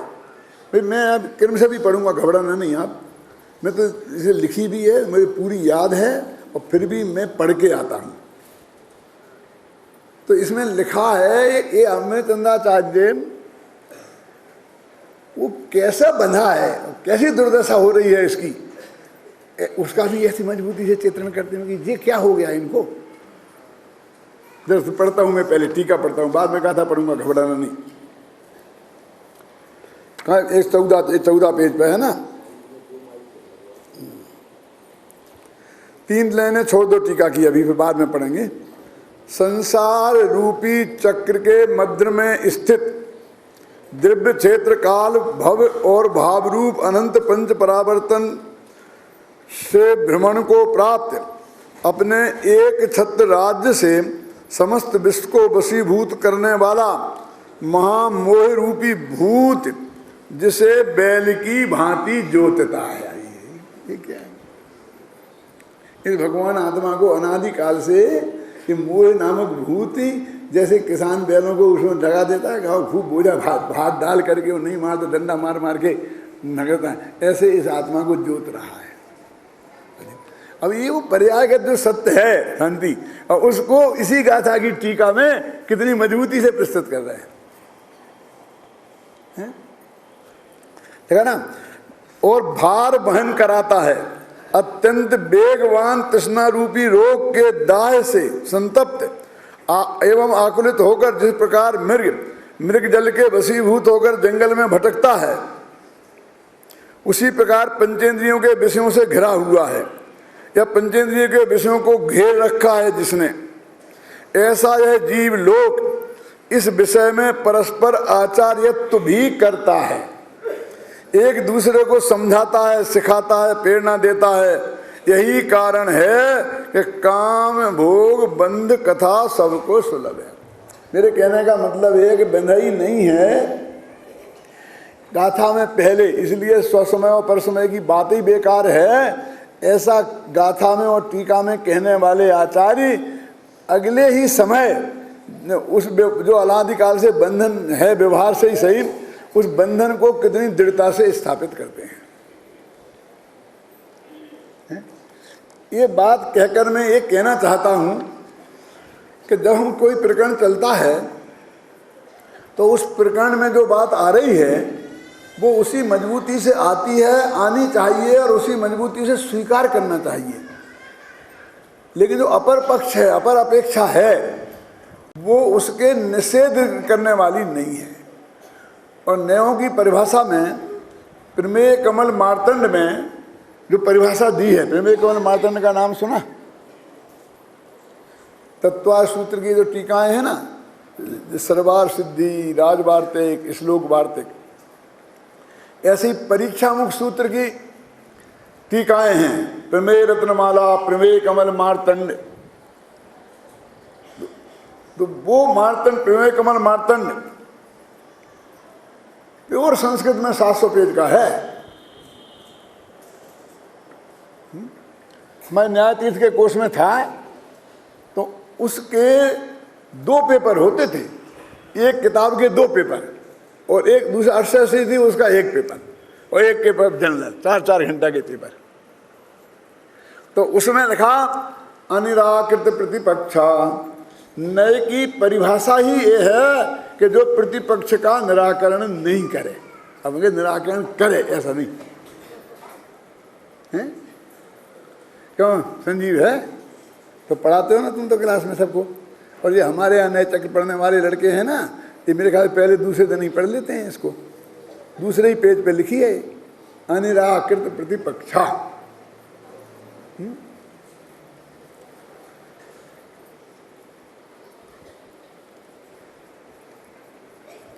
भाई क्या गजब आचार्यों ने कितना चिंतन, कितना कितना प्रस्तुत किया है। कोई आचार्य ये सोच लेता कि पहले लिख दिया है उनने, अब मैं क्यों माथा मारूं, तो क्या होता है? क्यों? जिन लोगों के चित्त में ऐसा विकल्प भी खड़ा होता है कीर्ति भाई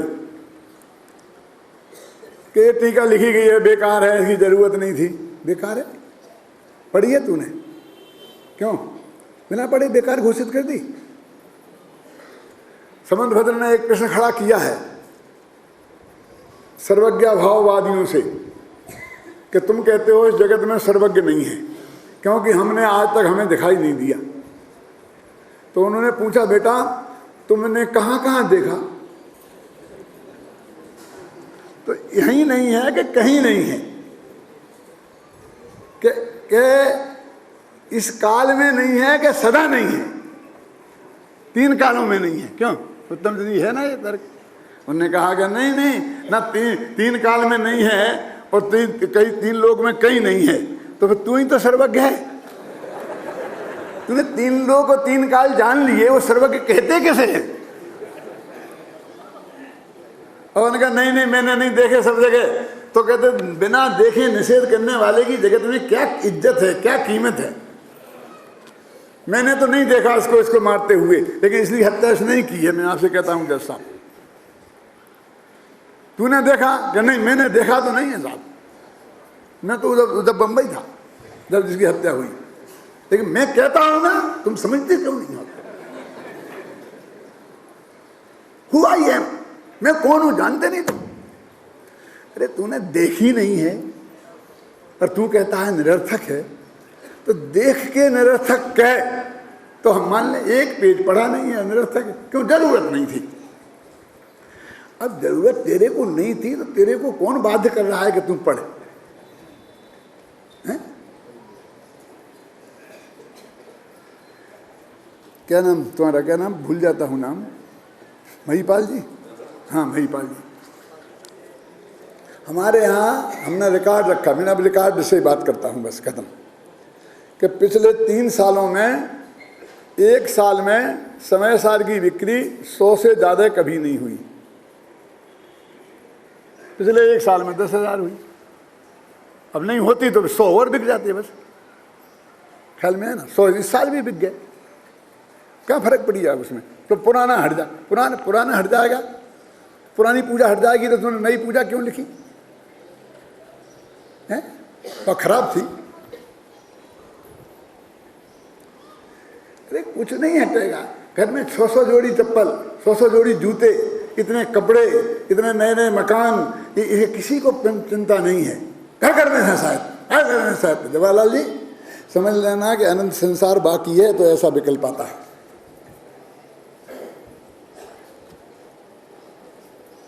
अरे बाजार में सब चीज है और तेरे को नहीं चाहिए तो कौन दुकानदार जबरदस्ती तेरे गले में डाल देगा? हैं?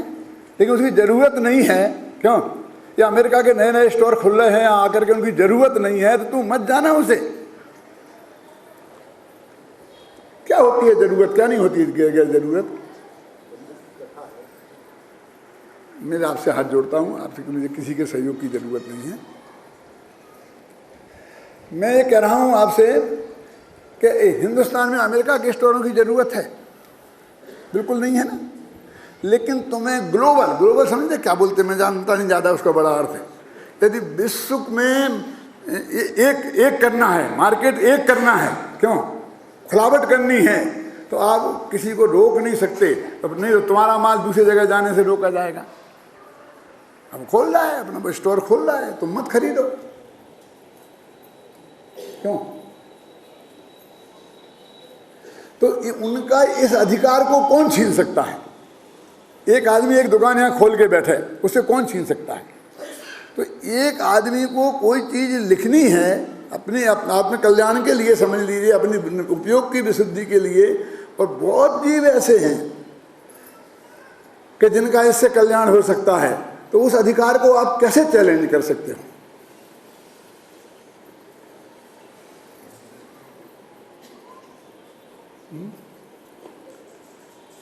मेरे पास ऐसा प्रस्ताव आया, इसलिए मैं कहता हूं कि एक काम ये बंद कर दो तो तुम्हारी सब शर्तें मानी जा सकती हैं। बोलो, मैं आपसे पूछता हूं, बंद कर दूं ये? मैं प्रयोजन सार की लिखने वाला हूं, नियम सार की, पंचायत शिकायत की, क्या करूं? बोलो।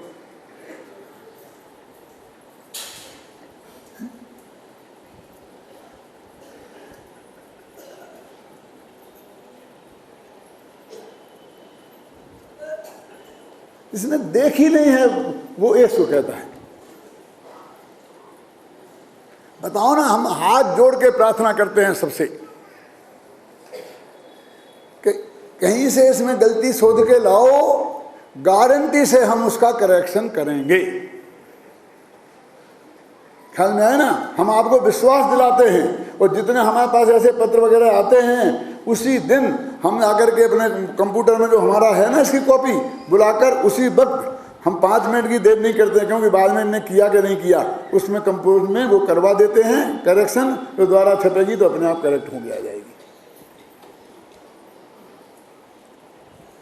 अरे लाखों बरस, हजारों वर्ष में एक आदमी ऐसा पैदा होता है जो कुछ कर सकता है ऐसा काम। आगे 1000 वर्ष तक पैदा होगा कि नहीं होगा हम तो देखने को नहीं रहेंगे। लेकिन इन दुर्बुद्धियों के लिए हम क्या कहें?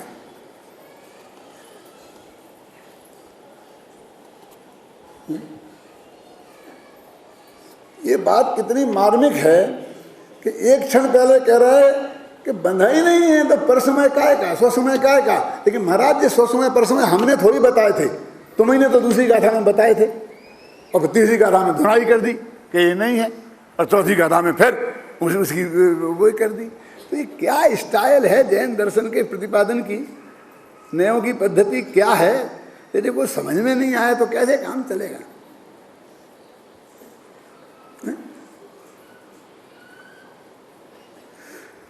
तो चौथी गाथा मैंने आपको पढ़ना चाहते हैं कि देखो, सुध परिचिदानुभूता सब्बस्व विकाम भोग बंध कहा, ये यत्तो सुविलंभो नमरि न सुलोह विहात से।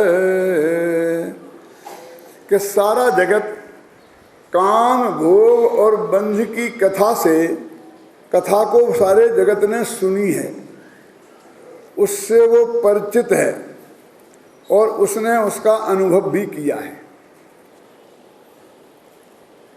काहे कि काम भोग और बंध की कथा से सारा लोग ने कथा सुनी है, कथा की बात है ना, इसलिए सुनी है बात। और काम भोग की का परिचय भी बहुत घना है, और आचार्य तो कहते अनुभव भी है, सब अनुभवी बैठे हैं, आचार्य के सब अनुभवी है।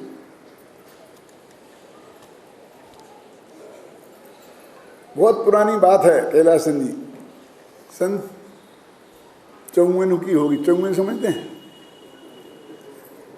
54।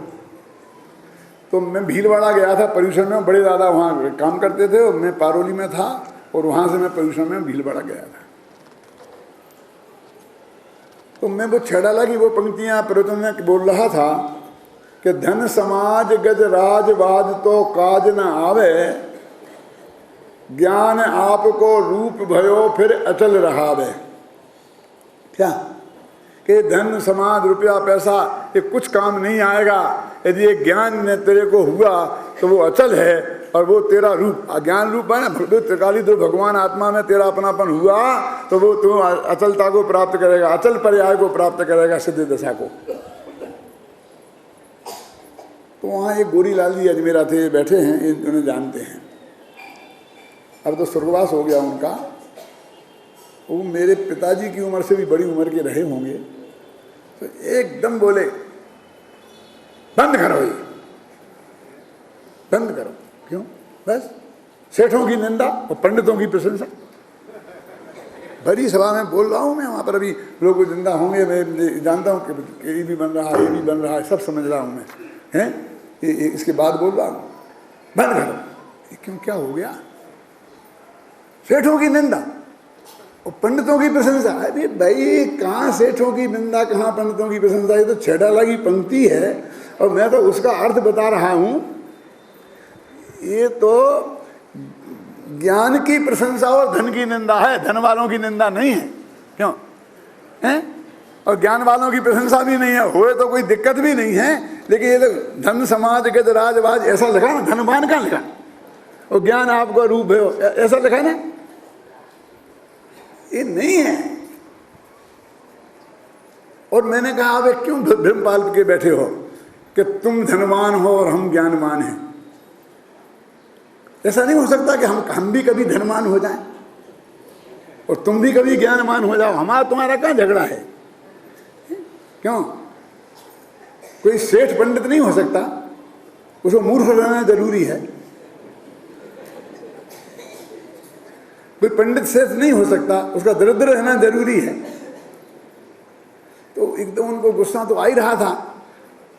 बोले तुम्हारे बराबर मेरे पोते खेलते हैं, नाती बोलते हैं ना, नाती खेलते हैं तुम्हारे बराबर, तुम्हारी उम्र के, मतलब समझ लो मैं अनुभवी आदमी हूं। मुझे याद है मैंने उस सभा में भी कहा था कि सेठ जी आप अनुभवी होगे, लेकिन विषय कसाई के। अनुभव की परिभाषा आती है आपको? और बनारसी दास का वो छंद सुनाया था, कौन सा? वो वस्तु विचारत ध्यावते मन पावे विश्राम, रस स्वादत सुख उपजे अनुभवता को नाम। बोलो आता है तुम्हें परिभाषा अनुभव किसे कहते हैं? फिर क्या हुआ होगा वो समझ लो तुम। फिर हम गद्दी पे ही हमने रोना शुरू कर दिया और सभा बिखर गई और लोग हमारे पास आए और फिर बहुत मनाया, बहुत चक्कर हुआ, हमने कहा हम तो जा रहे हैं, तो मनाया। फिर दूसरे दिन से सेठ जी का मुंह बंद हुआ और हमारी सभा में चली। जगह बताएं शांतिलाल जी, वो जब जो इनका मकान था ना, तब पहले मंदिर नहीं था यहाँ गोपालगंज में, उस मकान में ही मंदिर था, समझ गए ना, अजमेर वालों का। और उसमें ही मकान के ऊपर छत पे वहीं पर ये प्रवचन हो रहा था। वो जगह ही नहीं मुझे याद है मैं कैसा बैठा था, वे कहाँ बैठे थे, कौन की किसकी पोजीशन है बराबर। आज कितने वर्ष हो गए हैं? 53 वर्ष हो गए हैं, मेरी शादी भी नहीं हुई थी, तब की घटना है जी।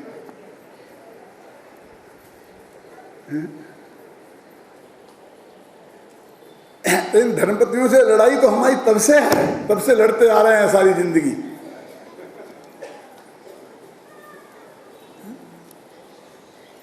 कोई आज की बात थोड़ी है।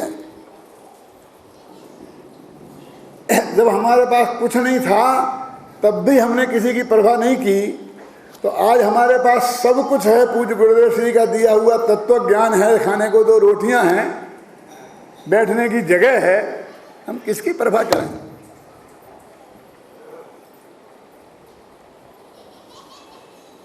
जिनको नहीं आस जिनेश्वर की, मिले आस करें जो अकबर की। बनारसी दास कवि थे, वे किसी साधारण लौकिक जन के गीत नहीं गाते थे, तो अकबर को भड़का दिया, तो उन्होंने अपने राज दरबार में बुलाया और उनसे कहा कि समस्या पूर्ति उस वक्त बहुत होती थी। एक पंक्ति सुना दी और कहा कि तुम पूरी कविता बना के सुनाओ। तो सब कवियों को कौन सी दी?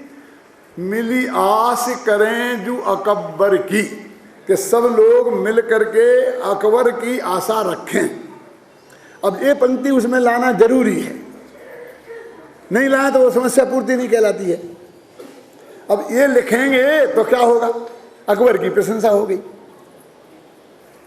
और बनारसी दास का नंबर आया तो उन्होंने 4 पंक्तियां करी और मुझे पूरी याद नहीं है।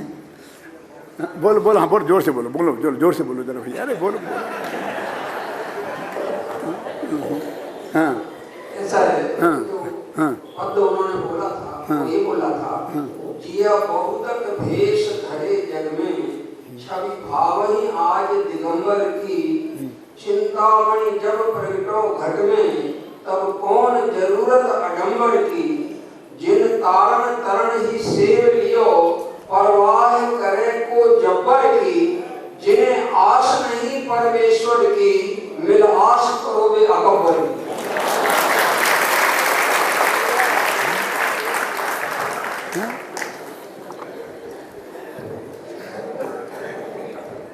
जिनके पास पूज्य गुरुदेव श्री का दिया हुआ तत्व ज्ञान हो, उनका आशीर्वाद हो, क्यों उसे किससे क्या चाहिए?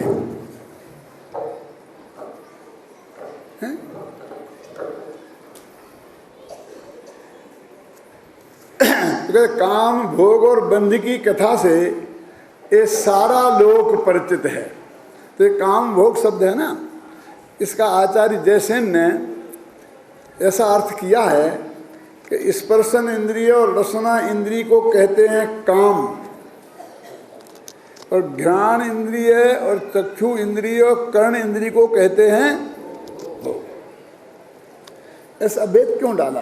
वैसे तो कोई 5 इंद्रियों को काम भी कहते हैं, वैसे तो स्पर्श इंद्रिय का जो विषय उसको काम वासना कहते हैं ना, फिर रसना भी उसने शामिल करी।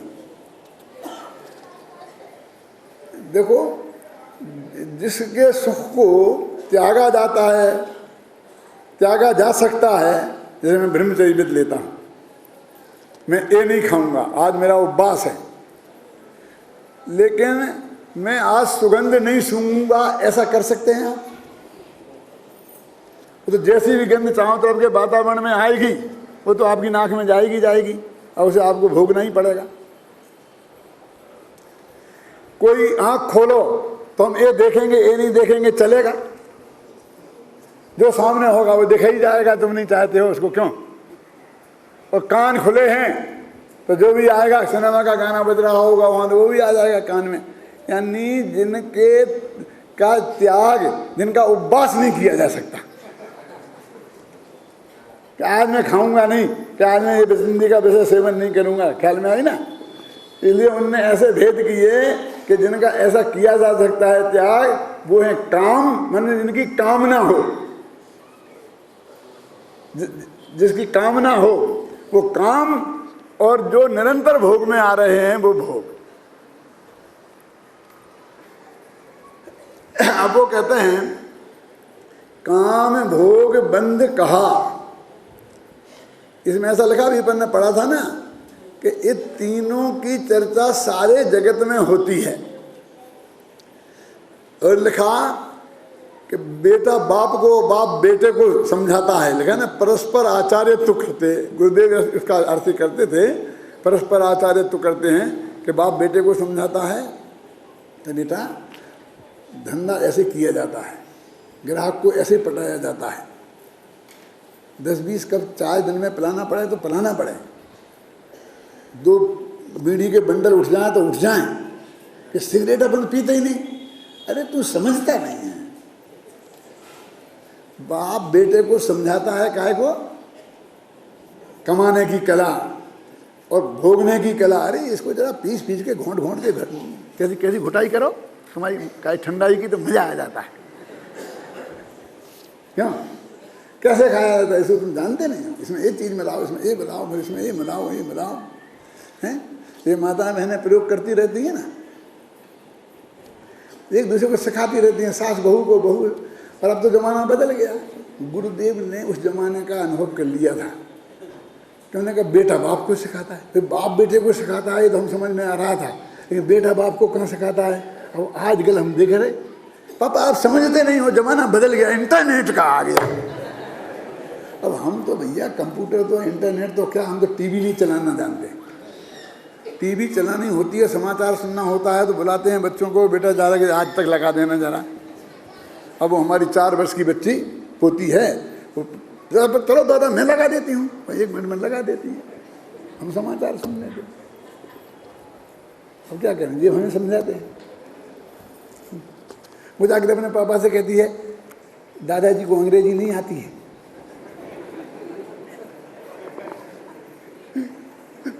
क्या अब वो हम क्या समझते थे सचमुच कि ये जो बिना पढ़े लिखे माँ बाप थे ना अपने सामने, क्यों दुलीचंद जी थे ना, तो ये ऐसे हैं और इनके बच्चे पढ़ लिख करके तैयार हो गए, इसलिए जो इनके ऐसा है। और हम तो शास्त्री, न्यायाधीश, MA, PhD और वो कौन से दिवाकर, ये डिग्रियाँ ले लेके मतलब यहाँ पर इतनी बैठी कि 6 लाइनों में डिग्रियाँ कम हो जाएं, कम पढ़े 6 लाइनें।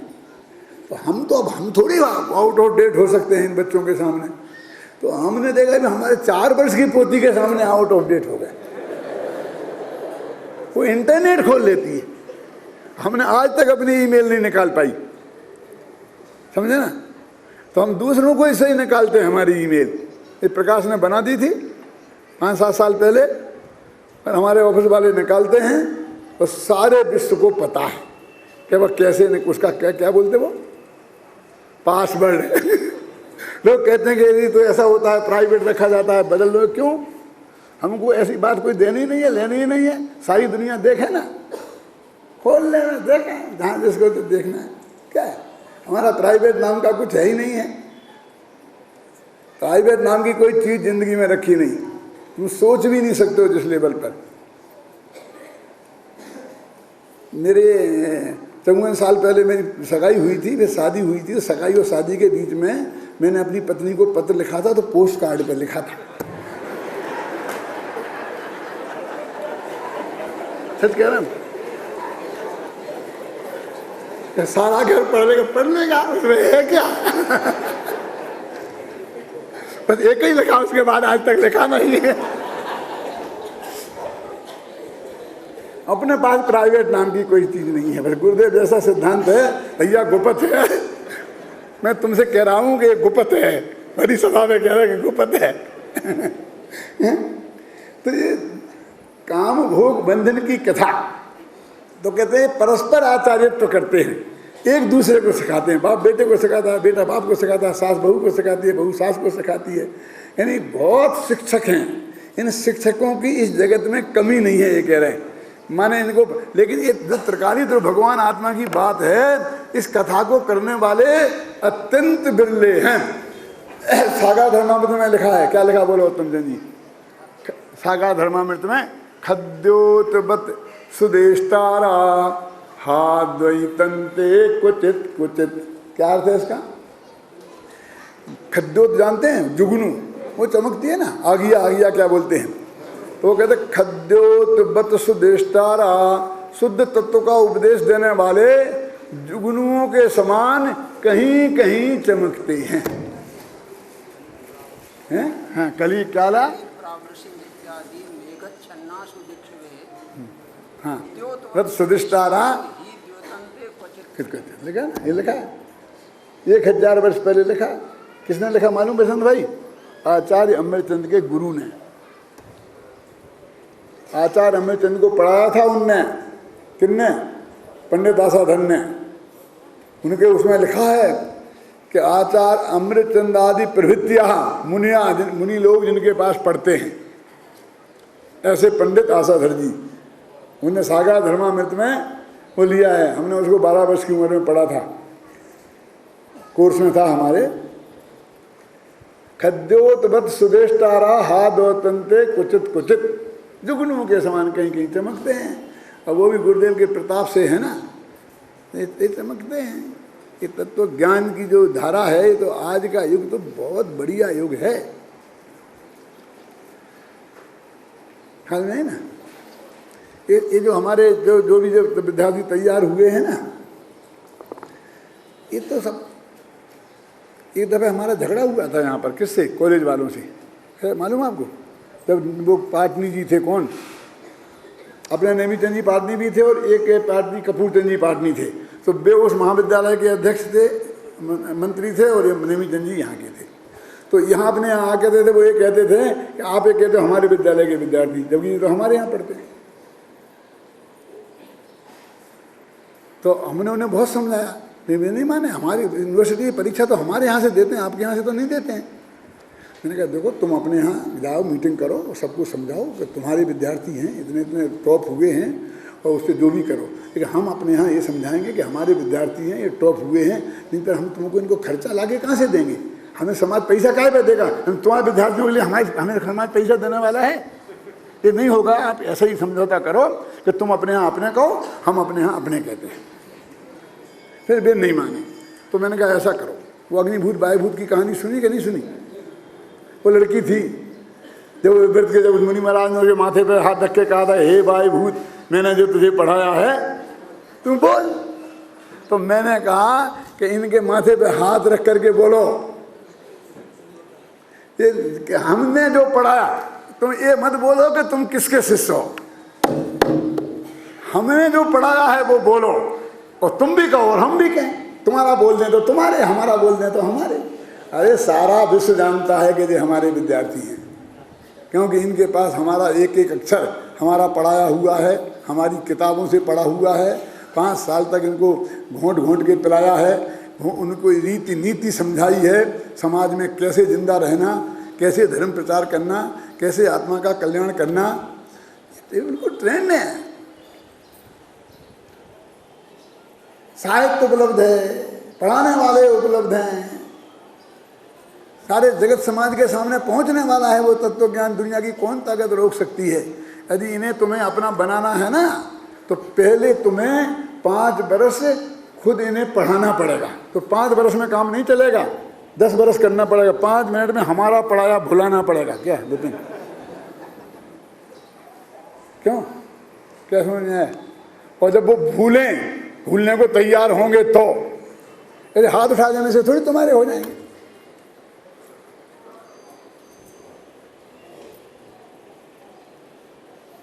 क्यों क्यों बोलो विनय बाबू?